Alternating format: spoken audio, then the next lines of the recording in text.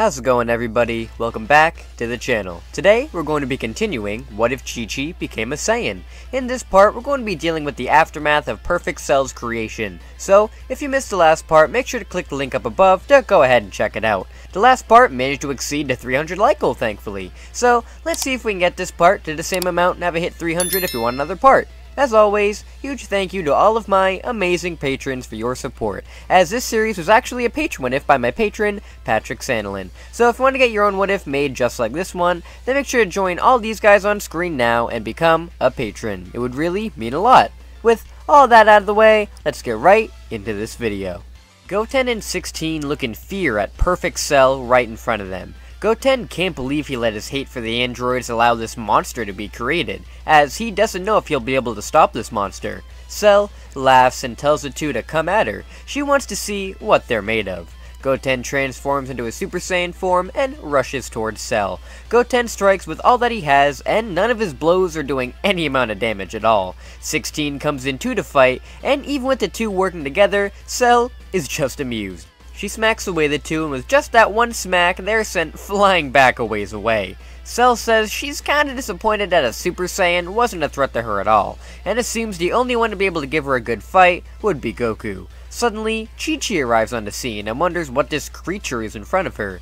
Chi-Chi sees Goten's unconscious body and erupts into her Super Saiyan form out of rage, and barrels towards Cell. Even with this rage boost of Chi-Chi's, Cell is able to block all of her strikes and asks where Goku is, as if his wife can't do anything, then hopefully he can.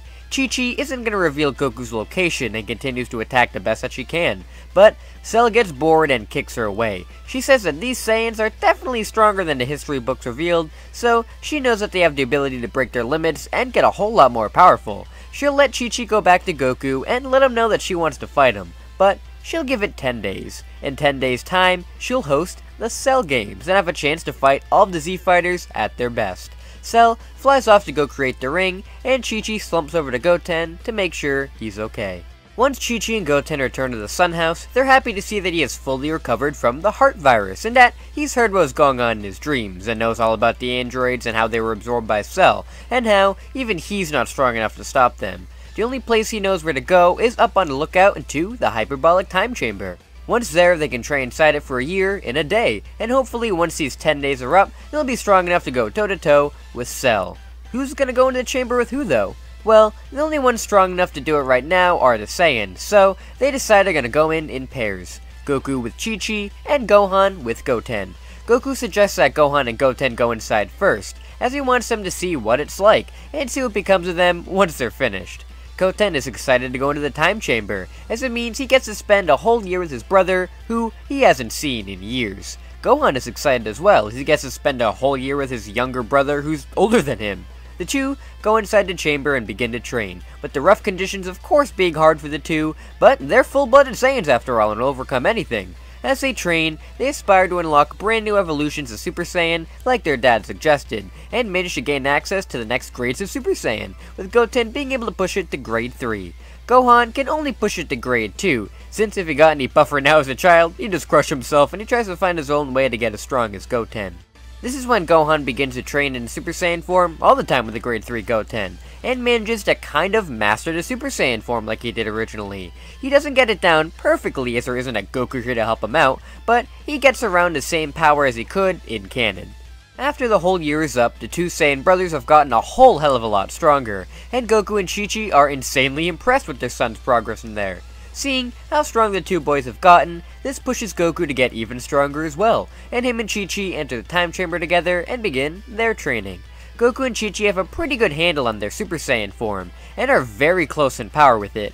Goku is only a tad bit stronger due to the extra training he had before Chi-Chi became a Saiyan, but they're pretty much on equal footing. Of course, they would discover the grades of Super Saiyan even faster than their boys. But Goku would let Chi-Chi know that these aren't really beneficial, and it would be better to go the Gohan route and master the Super Saiyan form as fast as possible. Luckily, since the two have been training into form for many years now, they're able to master it really fast, a lot faster than Goku and Gohan did originally. Since these two are equals, then Goku doesn't need to waste time in teaching or anything. They're able to get a lot stronger, a lot faster. They train even harder and try and break the Super Saiyan wall further, and get right on the cusp of Super Saiyan 2, but can't reach it just yet. If they went through an intense trauma, then maybe they'd be able to, but right now, that's the only limit they have in not getting the second form. Besides that, these two are a lot more powerful than in canon, and surprise everybody once they exit the time chamber with their power.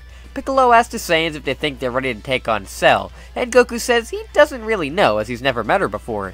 Chi-Chi says that they may be, but she could tell that Cell was holding back a great deal once they fought first, so it's really hard to determine. Goku doesn't have instant transmission in this scenario and can't just pop over to Cell to say hello, and they have to fly there themselves to try and measure their power. Goku meets with Cell for the first time, and he is impressed with her power she's giving off without even needing to fight. He also notices that she doesn't seem to be very evil, and if she's planning on killing him. Cell says that's what she was programmed to do, and she'll see if Goku can at least give her a good fight before they get to that. Goku smiles and flies back off to the lookout, with him telling the rest that they may have a chance against Cell if all of them fight together. But since it's a tournament, who knows? Hey everybody, sorry to interrupt the video, but it's sponsorship time. This video is sponsored by Fandom Ion, who sells some really great anime and manga merch, and a bunch of other cool merch for some pretty cool prices, such as Marvel merch as well for all you Marvel nerds like me. If you want to get these fine items for an even lower price, then make sure you click the link in the description down below and put in a discount code DAMON for not 5% off, but 10% off of your order. Again, that's code DAMON for 10% off of your order. Hopefully, you won't regret your purchases. Now, let's get back into the video. After a week passes of on and off training and prep for the games, they finally arrive and the Z-Fighters show up to fight. Mr. Satan wouldn't show up here as Cell didn't go and announce the destruction of the world on the TV, as she has no intention of blowing up the planet after this whole fight is said and done. Goku, as normal, goes in to fight against her first, and the two have an intense clash. Cell cheers out that this is the fight that she wanted, and that she can finally go against somebody to see how strong she is. During the course of the fight, Goku and Cell bounce all around the ring, with this fight basically going how it did in canon, with the exception of Goku having instant transmission, so he can't do the famous instant transmission Kamehameha he did against Cell.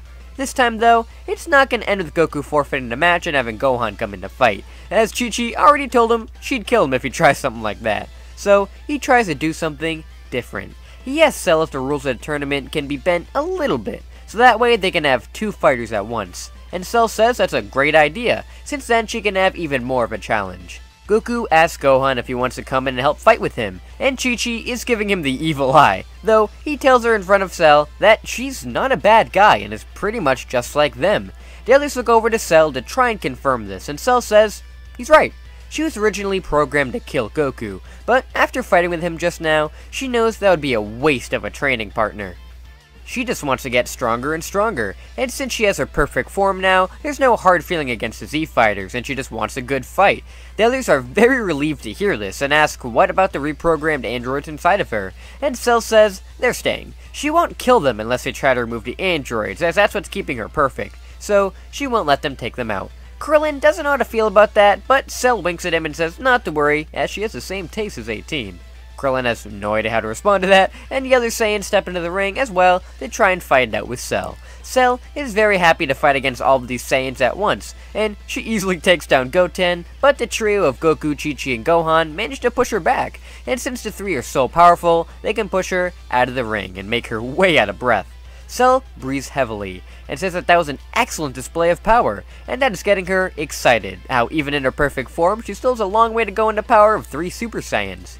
Goku says that they would all love to train with her, as a non-Saiyan sparring partner who can keep up is a rarity, so she can spar with them whenever she wants. Cell is happy to have friends who would want to spar with her, and truly have her become the perfect being. And that ends the Cell games by announcing the Saiyans as the winners. Once the Cell game is complete, it's time for Goten to head back into the future, and end his version of the androids as well. He tears up as he hugs his parents and his brother, and that he'll miss them a lot, but will come back to visit when he can. Goten says goodbye to everybody, and he returns to the future.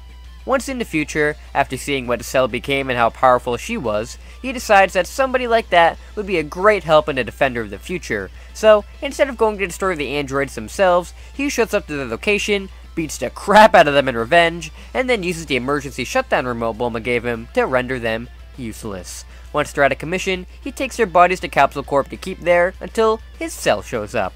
Once she does a few years later, he tells her that he'll give her the androids as long as she promises not to kill everybody. Since this cell is basically the same as the one he met in the past, she complies, and once she achieves her perfect form, she's happy to have a sparring partner in Goten, and the two can help rebuild after the androids to protect the future.